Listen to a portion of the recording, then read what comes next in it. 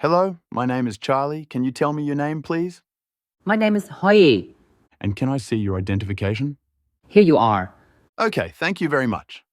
Now, in this first part, I'd like to ask some questions about yourself. So to begin with, can you tell me what do you dislike doing in the evening? I dislike doing mentally demanding tasks in the evening, such as working late or handling complex problem solving. My mind is usually less sharp at night, so I prefer to unwind rather than engage in stressful activities. Do you prefer mornings or evenings? I prefer mornings because they give me a fresh start to the day. I feel more productive and energized, whereas in the evening I tend to slow down and prefer relaxation over work. What do you usually do in the evening? In the evening, I usually wind down by reading, listening to music, or watching something light. Sometimes I go for a walk or spend time catching up with friends and family. What did you do in the evening when you were little?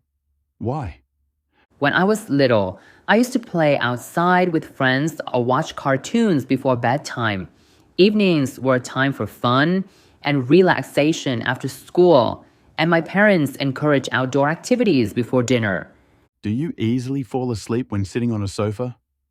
Not really. I usually need a proper sleeping position to fall asleep. However, if I'm extremely tired or the environment is too cozy, I might doze off for a short while. When you were a child, did you usually sit on the floor? Yes, I often sat on the floor while playing, drawing, or watching TV. It felt natural and comfortable as a child, especially when sitting on a carpet or mat. Do you feel sleepy when sitting down? It depends on the situation. If I'm in a comfortable chair and haven't had enough sleep, I might feel drowsy. However, if I'm engaged in something interesting, I stay alert. Do you often sit for long periods? Yes, especially when working or studying. I try to take breaks and stretch regularly, but sometimes I get so focused that I forget to move. Do you prefer using a computer or tablet? I prefer using a computer because it's more powerful and versatile for tasks like work, browsing, and multitasking. However, tablets are great for reading and portability. In what situations do you use a computer or tablet? I use a computer for work, studying, and content creation, while I use a tablet for reading, watching videos, or casual browsing. When did you first use a computer or tablet? I first used a computer when I was quite young, around primary school age. It was fascinating to explore, and I remember playing educational games and learning basic computer skills. What would your life be like without computers or tablets? Life would certainly be less convenient. Communication, work, and entertainment would be more challenging. However, it might encourage more outdoor activities and face to face interactions. Now, I am going to give you a topic and I'd like you to talk about it for 1 to 2 minutes. Before you talk, you'll have 1 minute to think about what you're going to say, and you can make some notes if you wish. Do you understand? Yes, I do. Okay, so here is your topic, and take some time to prepare.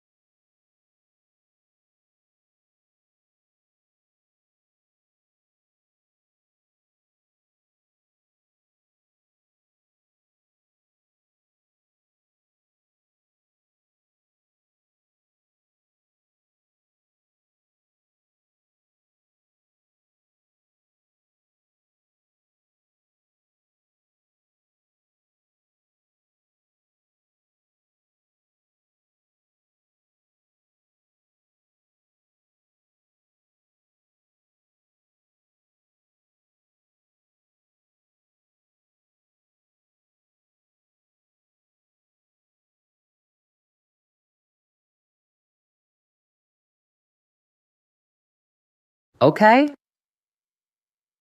I'm ready. Okay, now you've only got 1 to 2 minutes, so don't worry if I stop you in the middle. Please start talking. One of the most breathtaking wildlife viewing spots I've ever visited is a national park located in a mountainous region. The park is famous for its diverse ecosystem, housing rare species such as wild deer, exotic birds, and even a few elusive big cats.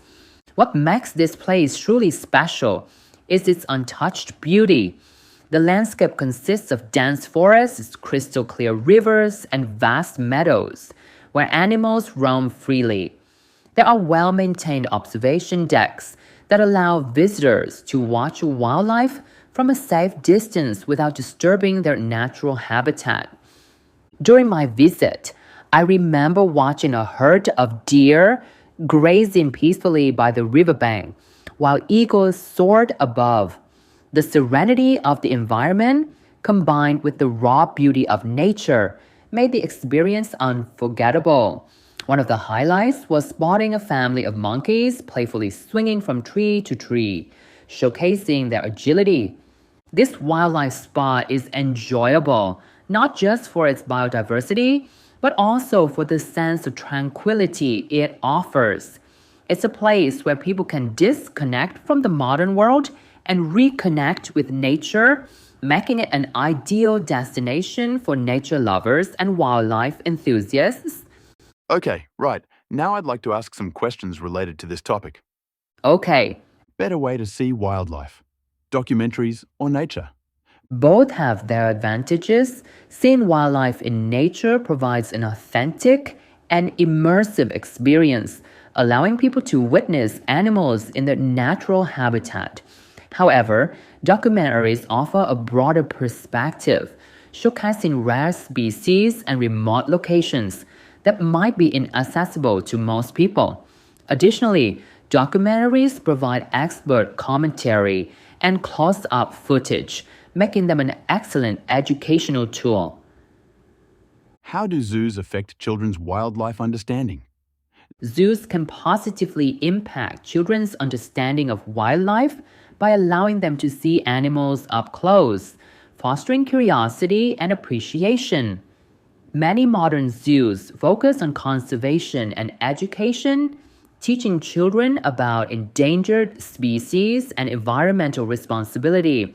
However, the downside is that some zoos may not replicate animals' natural habitats, which can lead to a distorted perception of wildlife behavior.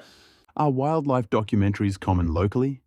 Yes, wildlife documentaries are quite popular, especially those focusing on local ecosystems and endangered species.